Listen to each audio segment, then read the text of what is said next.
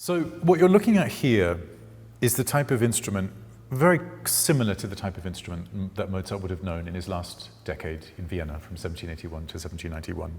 This is the piano that Beethoven cut his teeth on as a young professional virtuoso, Schubert as well. This is a classic Viennese concert grand from this time, from the 1780s and 1790s. This is the kind of Steinway and Sons of this period. This instrument has an unbelievably light and delicate action. It takes about 10 to 15 grams to lower a key on an instrument like this. It can take up to 50 on the modern piano, which tells you a lot about the type of training, the type of philosophy of keyboard playing that is at play in the late 18th century.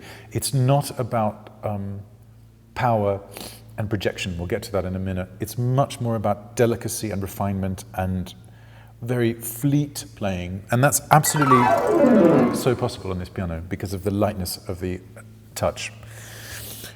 The more important philosophy of sound design behind these pianos is true of all of these instruments well into the 19th century, into the middle of the 19th century in fact, is that every piano like this is straight strung from bass to treble. Every string from bass to treble adjacent to the next one in a straight line. The reason for that is very important. In the 19th century, piano builders, specifically Steinway, decided to string in a cross formation, which when you combine that with a grain of wood that goes in the opposite direction, you get a kind of confluence of sonic energy to the middle of the instrument, here in this point, which sort of boils up and is transported, by the lid to the back of the hall. This is something that makes total sense when you look at the type of audience, the type of halls, the type of size of venue that was important for the later 19th century. In Mozart's day, that just wasn't a priority. Mozart was playing at the most, really, for kind of 500 to 600 people, and that was a big public event. More often than not, he was playing in marble and stuccoed gracious drawing rooms for the nobility for 40 to 50 people, which says a lot about the scale of the sound of these instruments. What single and straight stringing does, it provides a lot of clarity and delicacy, especially in the bass register of the piano. It creates a kind of sonic transparency so that you can see through the middle of the sound better. On the Steinway, you notice that although the sound has incredible richness and projection and density, it requires a lot of work to get clarity, especially in a register like this, like the opening chord of the Pathétique by Beethoven, or indeed things like this, where Beethoven writes these incredibly chunky chords in the bass with thirds and fifths in them. That's the sort of sound that I simply cannot replicate on the modern piano because it would sound overwhelmingly loud and ugly, for one. So on the modern piano, we find ourselves doing things like this, or kind of voice very prominently to the treble, in order to minimize the ugliness of the sound down there when you play with that kind of ferocity.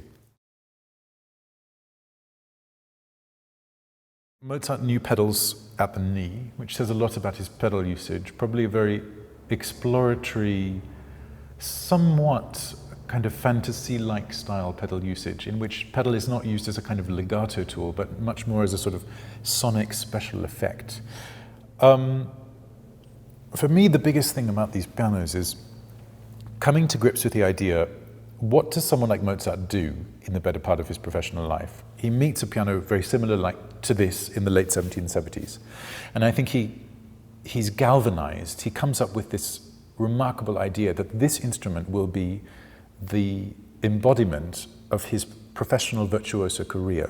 And let's not forget that Mozart's previous life in Salzburg as a violinist, very much under the thumb of his father, is now very much pushed to the side when this instrument comes to the fore. It's no accident that those things happen almost simultaneously. And I think what these people realize is that this piano will allow them to forge both new repertoires, like the piano concerto, but also, crucially, a whole new style of musical consumption in which Mozart, crucially, is both composer and performer virtuoso, and Beethoven is the same thing in the first part of his career in Vienna. And it's this instrument that represents that massive, meteoric rise to fame.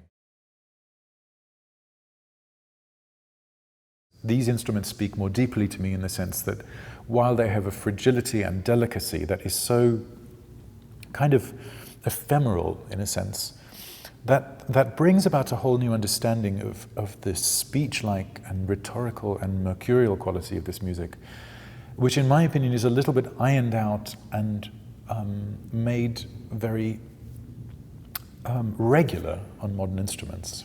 And the risk that it takes to play these instruments well, I think, is something that if one is willing to go down that path, pays so many dividends in the type of beauty and, as I said, tenderness and fragility and spoken, live for the moment rhetoric that seems so much a part of Mozart and his generation.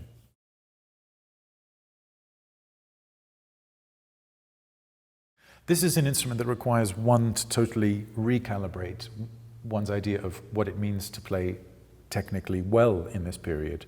And I don't mean that in the sense of playing wrong notes, but re-establishing ideas of what it means to make a sound, drawing the sound from the instrument, kind of coming up with a technique that is built on hand and finger subtlety and using the arm in a very delicate way. That takes time and a lot of kind of breaking down the technique and then building it up again. So it's not for everyone. Also, you have to like the sound. I think some people just intrinsically are not interested in this sound, and that's fine. That's their prerogative.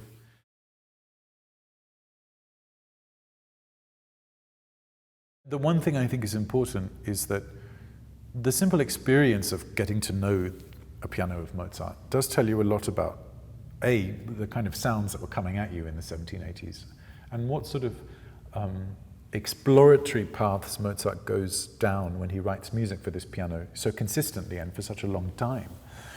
And I think that's the only thing that I think is very important for people to embrace, is that experience with these instruments and starting to get into the nitty-gritty of what it means to read a text in the 1780s and understand when composers are implying something or really outright asking for something is part of the mystery of this music, which is why I think it often can sound very bland and lifeless in a sense, because I think there's a huge amount of performer responsibility involved in playing this music, and that starts with a conception of what the text means, but I think it also is a very much a question of what physical reality the sound is giving you when you play the instrument. And the honest truth is, for me, this is the only piano that ever made me feel that I was in any way emotionally connected to the music of Mozart, because before that it just felt like this kind of massive dissonance between piece of equipment and what people were expecting the music to sound like, and their kind of maybe somewhat erroneous stylistic ideas as well. So that's just one of those things that's a personal preference, and for me it only came into focus with this music when I started playing on these pianos.